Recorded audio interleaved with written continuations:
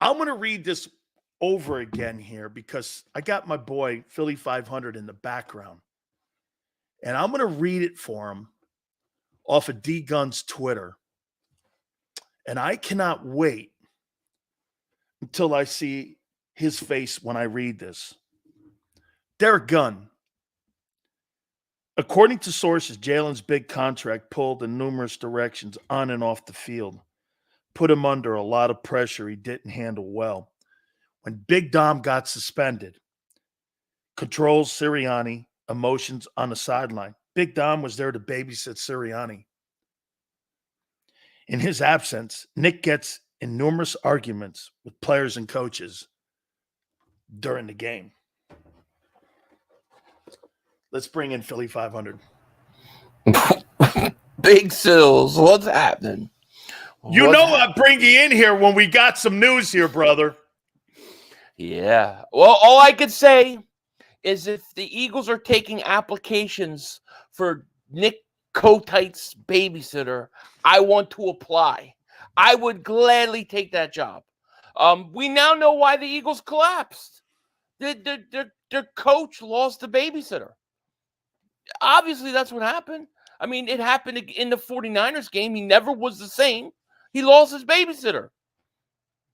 It's crazy. Why do you bring him back? I don't know. Like I said, I would have let him go. I would have cleaned house with all my coaches, but they didn't. I don't. The only reason I can think that they're bringing him back is because you don't fire Doug Peterson, who won a Super Bowl, the way they did, and then now you're firing Nick Sirianni the way you did. It looks like there's no stability. The right paisans think alike. Yes. You understand this because they couldn't justify Doug's firing with a coach who had a 667 win percentage. Right. If they blow his ass out like that. I agree. And that's why he's the only survivor on the ship. Yeah. It's crazy. I mean, the one thing you have to say about the Eagles and being an Eagle fan is it's never boring. We're sitting here in February, and there's plenty to talk about. They're more interesting now. Yeah, it's crazy. I believe Derek Gunn when it comes to putting something out. Derek Gunn is usually really good. So for him to say that he heard something, to what levels, whatever, I don't know. But Big Dom did get kicked out in that 49ers game, and we were never the same since. So it wasn't that the 49ers took the heart of the Eagles away. It was the fact that the head coach unraveled. Yeah, I think that's really what happened. What an indictment. Well, I mean, think about it. There's video evidence. We saw video of him yelling on the sidelines with one of his linebackers coach, I believe, and even to the point where Devontae Smith was trying to step in. So we've seen him do it before, so it's not a surprise. Now, if he's out there and he's railing at players, railing at coaches, I could see total infighting starting behind the scenes. I mean, I think at the end of the day, I really think that when the 49ers beat the Eagles and the Eagles, basically everybody had a playbook on the Eagles and started doing it, they didn't have the experience enough at coach or, any of their coaches to go out there and make adjustments. They didn't know what to do. They were sitting ducks. That's why all their coaches they hired are experienced. I would make this point to you, and I'd have no evidence. Craig Carton came out and said that there was wait. I don't think it's anything to do with a chick. Right. But you know what I think it may have something to do with? A fist fight in the locker room. Oh, I mean, but you don't think that a locker room can have a fight Absolutely. And not provide that? Absolutely. I think it's very easy for this guy to come out there who I never even heard of and say, I know why the Eagles collapsed, blah, blah, but I can't tell you why. You got to give us something. It's just like, he just made it sound like it was A.J. Brown. That's really what I thought it was bogus. But Derek Gunn putting this out, I know that there's something to it because he doesn't put stuff out there that usually is not true. Man, it kind of lines it all up, doesn't it? And it makes now all the sense in the world. And then you wondered, and let's go to the general manager, and let's go to the owner here. What is the reasoning for them to do that? I mean, what would be the reasoning for them having him back in the building? It's stability. I mean, how does it look? What coaches want a job with the Eagles if the slightest thing goes off the rail or slightest thing happens, you're going to fire? Doug Peterson won a Super Bowl, went to playoffs consecutive years. The first time he doesn't make a playoff, they fire him. Then you bring in Nick Sirianni. He takes you to Super Bowl the year before. You're 10-1, and then you fire him again. I mean, who's going to line up for coaching jobs there? I don't think it's a good look. Bald Eagle, we're going to get to that. Reddick is an issue. His money is an issue. And we're going to talk to Philly.500 here about the issues on the team. And he did come at a discount. I appreciate that, Bald Eagle. Thank you. I'm going to throw this at you here with Devontae Smith. So May 2nd, Devontae Smith is eligible for a contract extension. Right. Do you give him the contract extension, or do you pick up the 5th-year option? I pick up the 5th-year option, and I give myself time. You still got to get guys. The 5th-year option means $15 million is automatically put on your cap. Yeah, well, listen, I mean, if they can make an extension with them, that allows it to kick in 2 years and do it. But that $15 million is on the cap. It's not on the cap this year. It's on the cap the following year. So it gives you time. It gives you a whole year. I mean, Landon Dickerson doesn't have an option year. He's got to get extended. You've got to figure out what you're doing with Reddick. So to me, I think, hey, if you can get an extension done with him, do it. But I think if you pick up the option year, it gives you some time to get it done. But make no mistakes about it. You have to get it done. It has to happen. He can't go anywhere. No, because what you don't want to do is you don't want to do anything here, because what will happen is 2024 will be his final season, and he'll be going in. If you don't pick that 5th-year option up and you don't extend him, he's a free agent at the end of 24. Right. And he walks out the building and into the street making $25 million somewhere else. Yeah, you got to pick up the option. I think with Kellen Moore there, I think he's going to have a monster year anyways. But I would say pick up the option and give yourself some time to get some other things done. And then you make sure by the end of this following season to get an extension done.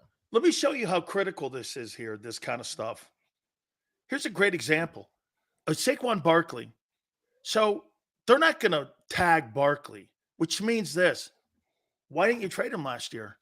That means he walks into the street, Philly, you get no compensation for him. Right. You got nothing for a guy who's going to make maybe $8 million somewhere else. Yeah. That's poor management, and you gave that quarterback an insane contract. That's the best part about the whole thing is what they paid Daniel Jones. They thought that they were going to compete for a title this year, and they thought that they could get away with it, and it blew up in their face.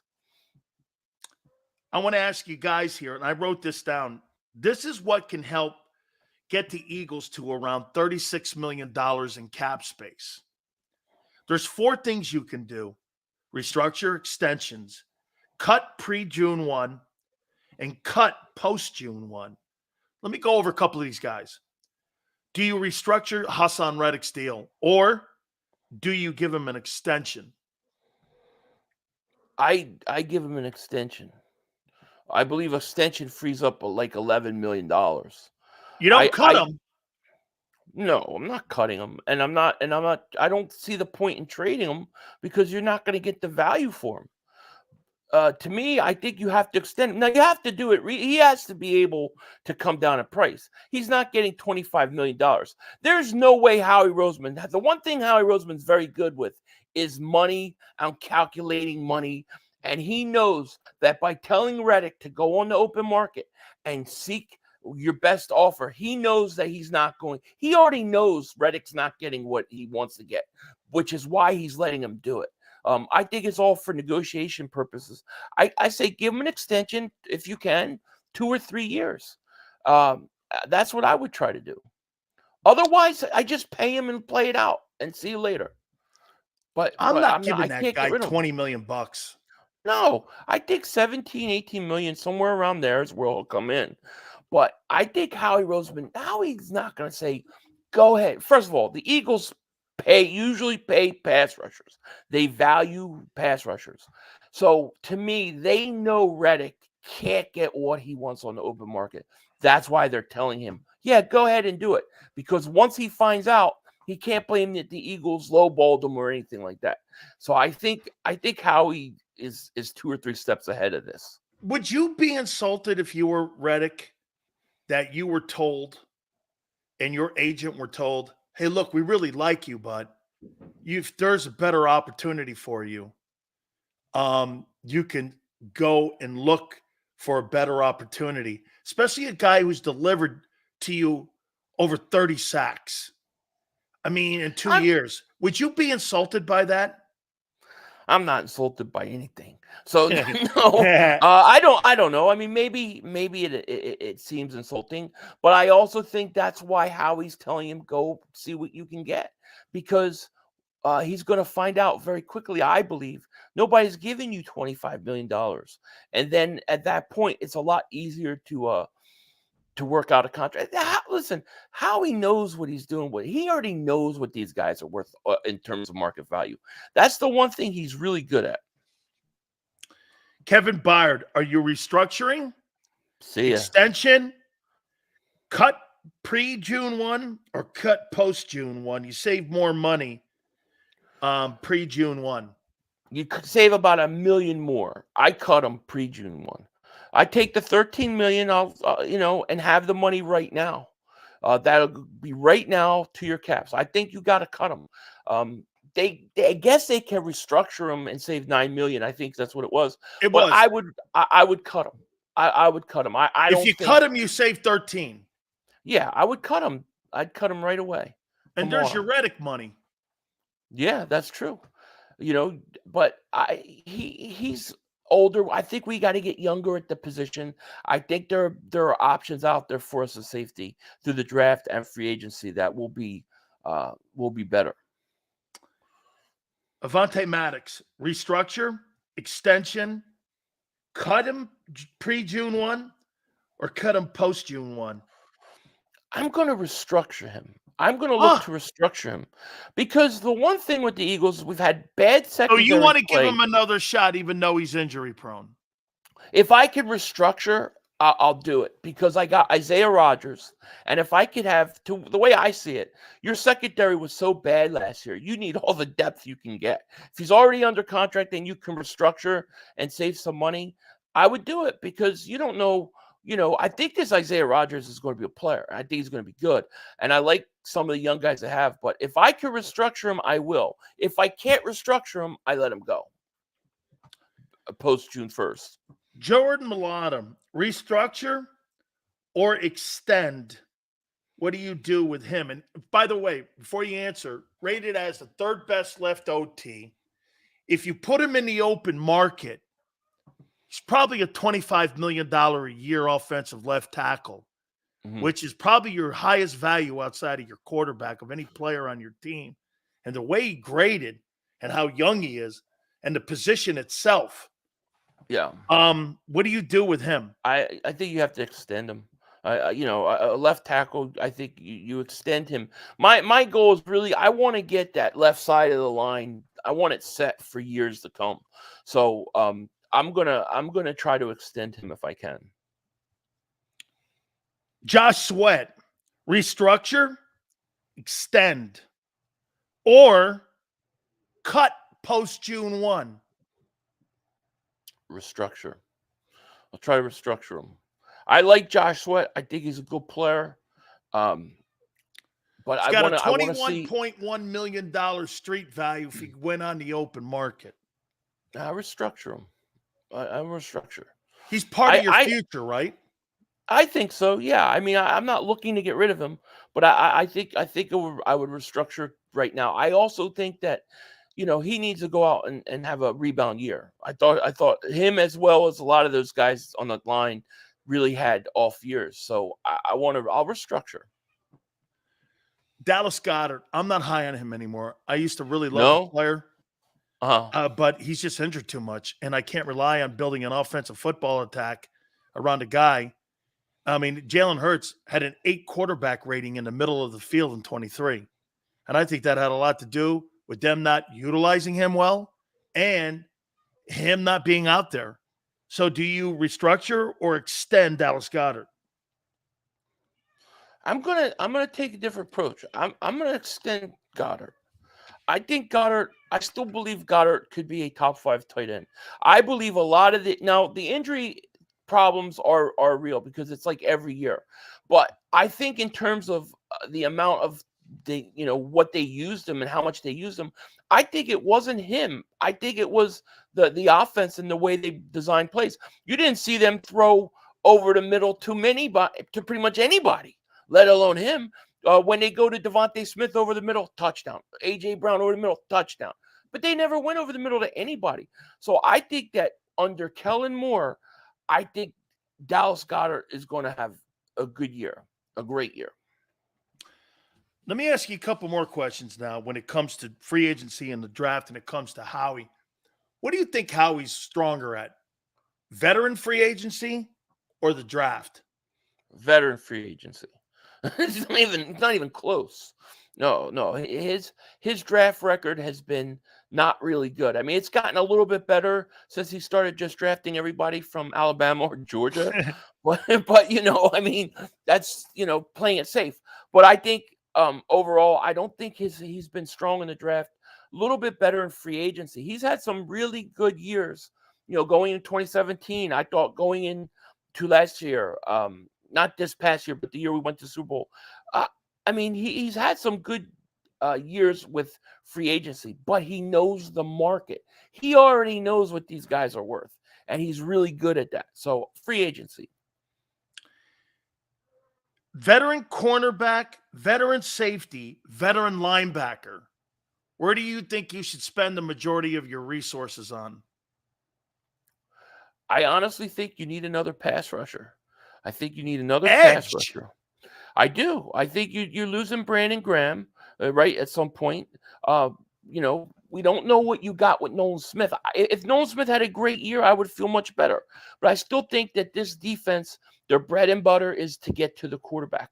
And if you can't get to the quarterback, it ain't going to matter. So I would personally spend it on edge, and then I would have my other signings be linebacker. I would go one big signing at an edge rusher if I could get a guy. I don't know, if Josh Allen, the Jags, shakes free. But if somebody like that shook free, or even Brian Burns, I would strongly consider them. And then I would go linebacker and safety. I think that's how I would do it. So you would pay 2 edge rushers $20 million? Well, I'm assuming I'm not going to pay Hassan Reddick $20 million. When it's all said and done, I don't believe that's what his contract's going to be. But if I can't work out a deal with Hassan Reddick, he's playing his last year of his contract under what he's getting now. I'm not changing. So to me, they need pass rushers. They had the worst rate of sacks on third down than anybody. Josh Sweat didn't have double-digit sacks.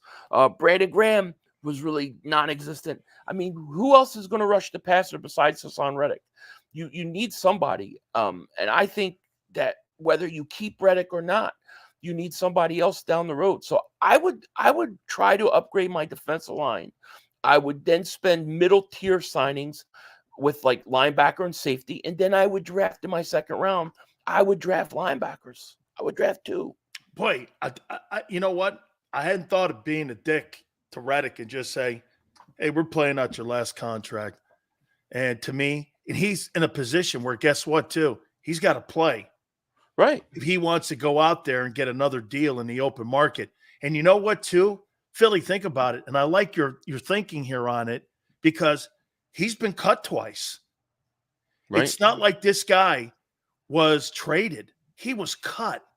There's elite pass rushers aren't cut 2 times in their prime. And he was cut twice. I mean, you're not cutting J.J. Watt or T.J. Watt twice. No. Or like a Myles Garrett. You're not cutting them guys, right? No. Right. Obviously, no. You're definitely not. I mean, my hope is that Reddick, they can work an extension, and that him testing the market will give us a contract, maybe 2-3 year contract, set it up. Howie's very good at that, setting up big signings and bonuses and things to make it work. But I think that at the end of the day, when you look at the Eagles defense, the most important thing is, and what they've believed this for as many years as I've been watching, you have to get to the quarterback. They did not get to the quarterback last year. Would you be disappointed if the Eagles drafted an O-lineman at 22? No. I no. And personally, do you think they're still a top 5 unit? See, I don't. I do think you don't think they're top 5? Here's I think why. they are. Here's why. They blitzed them the 3rd most in the league. They had issues with blitz pickup. Hurts was 3rd in the NFL in hits on the quarterback. Their running backs didn't help them at all. Yeah. And their run game fell apart in the second half of the season. Now, a lot of things played into that, as we're now finding out. I mean, apparently, I mean, yeah, no, the I'm just saying, babysitter wasn't there.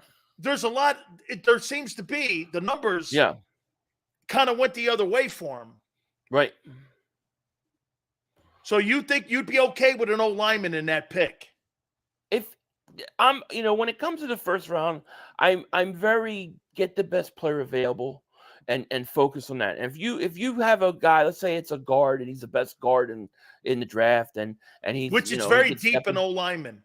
I'm okay with that. I don't think a right tackle is going to be available at 22 that you would take, but I'm all for offensive linemen. I say make your strength even more. I mean, if Kelsey comes back, I still think you still have a top 5 offensive line. It's just so hard to evaluate everything that happened last year because it just all collapsed from every angle. How do you judge a lot of what was going on when these guys were so checked out? So to me, it's hard. It was implosion from within. Yeah. I mean, it was self-inflicted stuff. Right. Exactly. That to me, you have so many things, like you said, you're worrying about new coordinators doing all this. And it's like you didn't have professionals in the building. Yeah, exactly. Do you think there's enough depth on the O-line? Yeah, I think they got you could always have more depth. I like what I saw of Steen. I don't know what's going to happen with like guys like Driscoll and stuff. I think you're going to have to draft some linemen in this draft, whether it's in the first round or not. And if you told me that, all right, you have 3 choices: a linebacker, a safety, or let's say a linebacker, corner, and a guard, but the guard is clearly way more talented and has way bigger upside than the other 2 guys, I'm taking him in the first round. First round, get the talent. You know what I mean? I think the other rounds you worry more about position. So if the offensive lineman is the best player available, I'm taking him. Big Dom's babysitter for Nick Sirianni. I love it. I love it. Dude, is that not, like you said, they're gone just, hey, one thing to go like this. Hey, the coaches and the players like Britt and Covey were saying that, they kind of weren't seeing eye to eye. They weren't seeing eye to eye. That guy was kind. Then he started walking. He called Barrett Brooks a liar. He did. Because Barrett came on this. He called Barrett Brooks a liar. And now D Gunn's saying that after Dom left, the whole place fell in. Yeah, it's crazy. I mean, we know that there was stuff going on. You just don't go 10-1 and then collapse the way you did in historic You know, Historic. historic. They're gonna do ESPN's gonna do 30-30s about this collapse. Like, this is one for the record books. So there had to be stuff going on within the locker room. There had to be. And but the one thing I didn't think it would be was that the coach needed a babysitter. That was, that's out there. Hey, Gotta out love it. there? Holy cow, my wife's my babysitter. All right. I mean, dude, what the? Hey, tell folks how they can get in touch Just with type you in and your great Philly.500. podcast that you do, brother. Tell Thank them you, how my they can man. find you. Just type in Philly.500 and I'll come up. You'll see this beautiful face and you'll know it's me. And just click on it. Oh man, you're probably gonna come unhinged on this one. This is I don't too know much. it's crazy. I'm curious to see what kind of, because you always get a tweet like What this. about the and then you cleanup? My take is gonna be I want to see the cleanup. Yeah, exactly. Because it's coming, and that's what you got to wait for. So it'll be interesting. But man, to think that your coach needs a babysitter because not that Big Dom is protecting the players and coaches from Nick Sirianni. That's because if he's not there, Nick Sirianni is going to abuse everybody. He's going to verbally abuse everybody. So they have to have Dom out to protect protect the players and the coaches from Nick Sirianni. It's The whole hilarious. thing fell in not when Desai got moved, but when Big Dom knocked out Greenlaw. That's when the thing went sideways. Did you ever think that maybe, just maybe, Jeffrey Lurie and Howie didn't fire Nick Sirianni because they're scared of him? Maybe they're afraid that he's going to beat the crap out of him. Dom's not around. Hey, I'm not going to tell him. No. You tell him. Exactly. Let's just keep this guy here. Right. I'm afraid of that Paisan. I mean, Big Dom is protecting the players and the coaches from him. Because if he's on there, he's going to verbally abuse everybody. All it's right, hilarious. Man, let me go. Thank you so much, brother. Thank you. All right, you got it. That is my guy, Philly.500, man. I love the guy. Hit the like button. Keep it here, National Football Show.